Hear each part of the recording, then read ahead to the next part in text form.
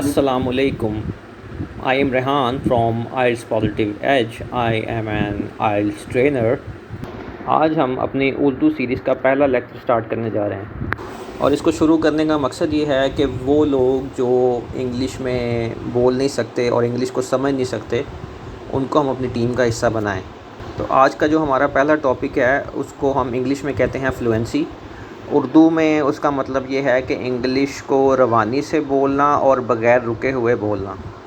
अब जो कुछ लोग होते हैं वो ये समझते हैं कि ज़बान को अच्छा बोल लेने का मतलब ये है कि मतलब उसको दूसरे बंदे को समझ आ जाए, लेकिन असल में ज़बान को जो बोलने का जो मतलब कह लें कि उसकी खूबसूरती में जो चीज़ इजाफ़ा करती है वो ये चीज़ होती है कि हम उसको रवानी से बोल लें और उसको बग़ैर रुके हुए बोलें, ताकि हमारा जो मैसेज है वो प्रॉपरली कन्वे हो सके और अगला बंदा उसको समझ सके।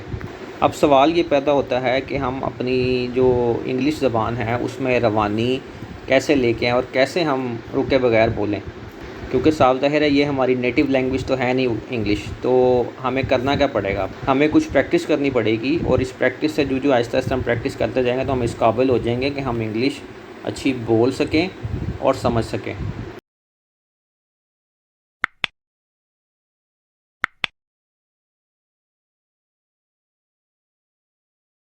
अब मैं कुछ ऐसे असूल आपको बताऊंगा जिसको आपने मद्देनज़र रखना है और इसको मद्देनज़र रखते हुए आप जो है वो अच्छी तरीके से इंग्लिश बोल सकते हैं रवानी के साथ।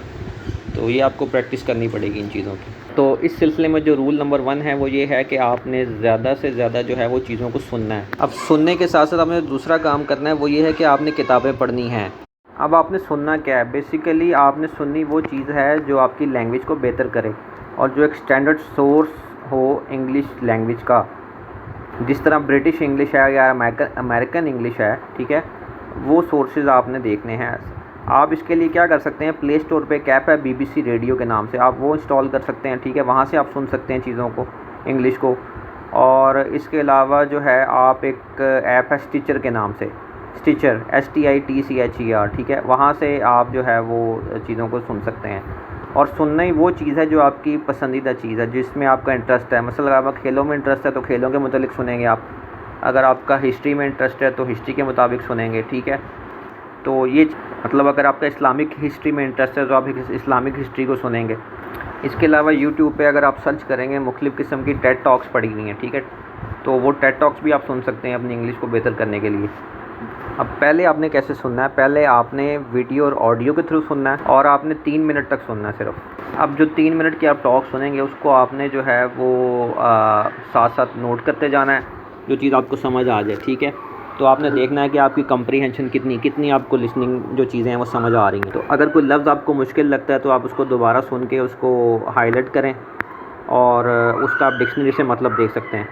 आप रीड क्या कर सकते हैं, रीडिंग के लिए आप जो है वो मुख्तलिफ़ किस्म का मतलब आप BBC की वेबसाइट पर जाएंगे, वहाँ पे जाके जो भी मटेरियल है इंग्लिश का एक पैराग्राफ आप पढ़ेंगे, ठीक है। और इसके अलावा जो है आप दी इकोनॉमिस्ट आता है एक मैगज़ीन, ऑनलाइन आपको ये आप डाउनलोड कर सकते हैं। और इसके अलावा दी साइंटिस्ट आता है, ठीक है, मुख्तलिफ ये मैगज़ीन है, नेशनल जियोग्राफिक के नाम से आता है, ठीक है, ये आप रीड कर सकते हैं, ठीक है, ये ऑथेंटिक सोर्सेज हैं।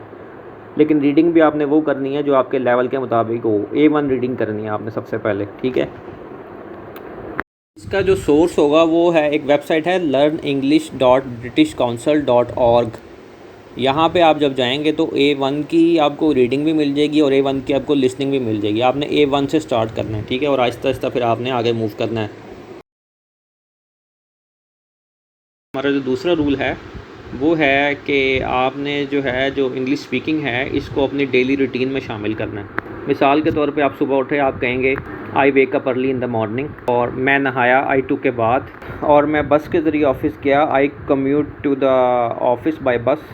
इस तरह आपने इसको अपनी डेली रूटीन में शामिल करना है। और घर आने के बाद जो है आपने अपनी फैमिली से भी इंग्लिश में डिस्कस करना है। रोज़ाना इसका आप एक टाइम रख लें, आधा घंटा रख लें, तो ये आपके लिए एक बेहतर रूटीन बन जाएगी। अब जो फ्लुएंसी इंप्रूव करने का जो तीसरा रूल है वो है कि आपने फ्लुएंसी जो है, जो रवानी से इंग्लिश बोलना है, इसकी 2 साइड्स होती हैं। आपको जिस तरह आपकी बॉडी है इसमें मसल्स होते हैं, तो आपको मसल्स को स्ट्रॉन्ग करने के लिए आपको एक्सरसाइज करनी पड़ती है, इसी तरह आपको अपनी इंग्लिश को रवा करने के लिए आपको जो आपकी स्पीकिंग मसल्स हैं, जो आपकी ज़बान के मसल्स हैं, उसको आपको स्ट्रॉन्ग करना पड़ेगा, ठीक है। और दूसरा आपको अपने दिमाग के मसल्स को स्ट्रॉन्ग करना पड़ेगा। अब कुछ टेक्निक्स हैं जो कि आपकी जो ज़बान के मसल्स हैं उसको स्ट्रॉन्ग करती है, ठीक है, वो मैं बताता हूँ आपको। और उसके बाद जो दिमाग के मसल्स हैं उसको क्या टेक्निक स्ट्रॉन्ग करती है। अब फ़िज़िकल साइड है जो कि आपकी ज़बान के मसल्स हैं वो कैसे इम्प्रूव होंगे। आपने एक वेबसाइट खोलनी है www.qprompter.com। इस वेबसाइट के ऊपर आपने कोई भी पैरा BBC से की वेबसाइट से एक पैरा लेना है और इसमें कॉपी कर देना है इस वेबसाइट में। जब आप कॉपी करेंगे तो आपके पास एक रीडिंग टेक्स्ट आ जाएगी, ठीक है। आपने रीडिंग टेक्स्ट डाल के आपने प्रॉम्प्टर पे ओके करना है, तो ये टेक्स्ट जो है ये आपकी स्क्रीन पे चलने लग जाएगी। इसकी मुख्तलिफ स्पीड्स होंगी, स्पीड 1 होगी, स्पीड 2 होगी, स्पीड 3 होगी। सबसे पहले जो है स्पीड उस पर प्रैक्टिस करनी है। आपने इसको मतलब जो टेक्स्ट मूव होती जाएगी आपने इसको अपनी ज़बान से बोलते जाना है, ठीक है। और आपने मतलब वो टेक्स्ट गुजरती जाएगी, ठीक है। इस तरह आपने स्पीड बढ़ानी है, फिर आहिस्ता आहिस्ता फिर आपने स्पीड 2 पे ले जाना है। तो आप जब 2 स्पीड पे लेके जाएंगे तो आपकी स्पीड जो है, जो पहली आपने मतलब जो पैरा पहला आपने 1 मिनट में पढ़ा है, तो दूसरा पैरा जो दूसरी दफ़ा आप पढ़ेंगे स्पीड बढ़ा के तो आप आधे मिनट में पढ़ेंगे, ठीक है। इस तरह बेसिकली हम कर क्या रहे होंगे, हम 3 स्पीड भी कर सकते हैं, 4 भी कर सकते हैं, 5 भी कर सकते हैं। जो हम स्पीड बढ़ाते जाएंगे तो हमारी जो है वो प्रैक्टिस होती जाएगी ज़बान की इंग्लिश बोलने में, ठीक है ना। मतलब हम रीडिंग टेक्स्ट को हम उसको अपने ज़बान से पढ़ भी रहे होंगे, ठीक है। और पहले उसकी स्पीड कम रखेंगे, फिर आहिस्ता आहिस्ता उसको तेज़ करते जाएंगे। तो ये हमारे स्पीकिंग मसल्स डेवलप हो रहे होंगे, ठीक है, इंग्लिश को पढ़ने के। दूसरा इसका जो सादा तरीका है वो भी किसी भी आप जो इंग्लिश सॉन्ग है उसके लिरिक्स लें, आप जाके लिखेंगे सॉन्ग लिरिक्स, किसी भी सॉन्ग के लिरिक्स। मिसाल के तौर पर आप लिख सकते हैं माइकल जैक्सन सॉन्ग लिरिक्स, ठीक है जी। मतलब उसका सॉन्ग एक था जी बीट इट के नाम से, मतलब आप वो लिखेंगे बीट इट सॉन्ग लिरिक्स, ठीक है। वो लिरिक्स आपके सामने आ जाएंगे। अब आपने क्या करना है, एक साइड पे आपने जो है वो यूट्यूब में उसका जो है वो आपने जो है सॉन्ग उसको आपने ऑन कर देना। दूसरी साइड पे आपने जो उसके लिरिक्स हैं वो भी आपने दूसरी फाइल में खोले हों, और आप जो गाना चल रहा हो आप उस लिरिक्स को भी देख रहे हों, ठीक है। और आप गाना भी सुन रहे हों और आप अपनी ज़बान से वो लिरिक्स जिस तरह वो सिंगर उसको गा रहा है आपने उसको उसकी नकल करते हुए आपने उसको पढ़ना है, ठीक है। तो दूसरा तरीका इसका ये है। अब हम आते हैं अपने आखिरी हिस्से की तरफ, इसको ख़त्म करने जा रहे हैं। वो है कि हमारी मेंटल साइड को हम कैसे इम्प्रूव करेंगे।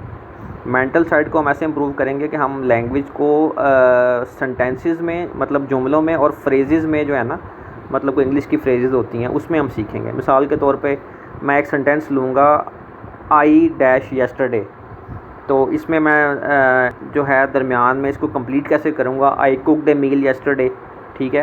एक सेंटेंस इसका ये बन गया। दूसरा सेंटेंस मैं कह सकता हूँ I enjoyed a bike ride yesterday, ठीक है। तो मैं बना सकता हूँ कि I had a great meal yesterday. तो इस तरह जब आप ज़बान सीखेंगे ना, मतलब आपने जो अपनी लैंग्वेज है उससे आपने इंग्लिश में उसको ट्रांसलेट नहीं करना, वो फिर आपके लिए बहुत ज़्यादा मुश्किल हो जाएगी ज़बान सीखना। आपने क्या करना है, इंग्लिश के जो सेंटेंसेस हैं और फ्रेजेस हैं जो डेली बेसिस पे यूज़ होती हैं, जो मतलब कुकिंग से रिलेटेड हैं या फिर जो आपकी डेली रूटीन से रिलेटेड हैं, आपके सबसे पहले आपने वो सीखनी है चीज़ें। फूड से रिलेटेड है, आपका जो हॉलीडे है, ठीक है, और आपकी जो है वो होम टाउन से मुतल्लिक हैं आपकी, ये सारी चीज़ें आपने सीखनी, ठीक है जी। बहुत बहुत शुक्रिया आपके सुनने का। और अगर आपको ये वीडियो पसंद आई हो तो मेरा चैनल सब्सक्राइब कर दीजिएगा और लाइक भी कर दीजिएगा। Thank you very much. अल्लाह हाफिज़।